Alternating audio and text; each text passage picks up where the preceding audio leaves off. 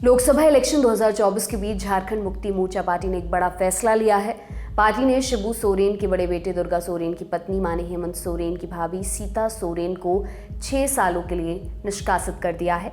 वैसे सीता मार्च में ही पार्टी से इस्तीफा दे चुकी हैं। बीजेपी ने सीता सोरेन को दुमका सीट से प्रत्याशी बनाया है। कहा जा रहा है कि सीता सोरेन जेएमएम से नाराज चल रही थी, इसलिए उन्होंने बीजेपी ज्वाइन की और बीजेपी ने उन्होंने लोकसभा चुनाव में उम्मीदवार बनाया है। वो अपने क्षेत्र में जोर शोर से प्रचार करने में भी जुटी हुई हैं। जेएमएम की ओर से जारी एक पत्र में सीता सोरेन को लेकर कहा गया कि 19 मार्च 2024 को पार्टी और पार्टी के वरिष्ठ नेताओं पर गंभीर आरोप लगाते हुए आपने यानी कि सीता सोरेन ने इस्तीफा दिया था और इसे स्वीकार करने का अनुरोध किया गया। पत्र में आगे लिखा, अलग अलग माध्यमों और सोशल मीडिया प्लेटफॉर्म्स के जरिए मिली सूचना के मुताबिक आपकी ओर से दुमका लोकसभा क्षेत्र से नामांकन किया गया।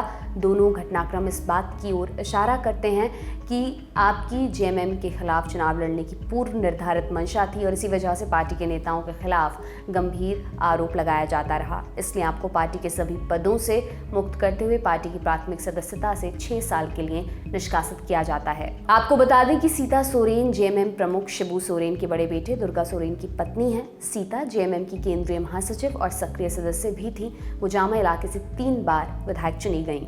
सीता सोरेन ने जेएमएम छोड़ने का ऐलान करने के बाद 19 मार्च को बीजेपी की सदस्यता ली थी। इस दौरान उन्होंने विधानसभा की सदस्यता से भी इस्तीफा दे दिया था। इस बारे में सीता सोरेन ने एक चिट्ठी पार्टी अध्यक्ष और अपने ससुर शिबू सोरेन को भेजी थी। इसमें उन्होंने जेएमएम छोड़ने के कारण गिनाए थे। सीता ने लिखा, मेरे और मेरे परिवार के खिलाफ गहरी साजिश रची जा रही है। मैं अत्यंत दुखी हृदय के साथ पार्टी के सभी पदों से अपना इस्तीफा दे रही हूँ। मेरे स्वर्गीय पति दुर्गा सोरेन झारखंड आंदोलन के अग्रणी योद्धा और महान क्रांतिकारी थे। उनके निधन के बाद से पार्टी और परिवार के सदस्यों ने हमें अलग थलग कर दिया है। मैंने उम्मीद की थी कि समय के साथ स्थितियां सुधरेंगी, लेकिन दुर्भाग्य से ऐसा नहीं हुआ।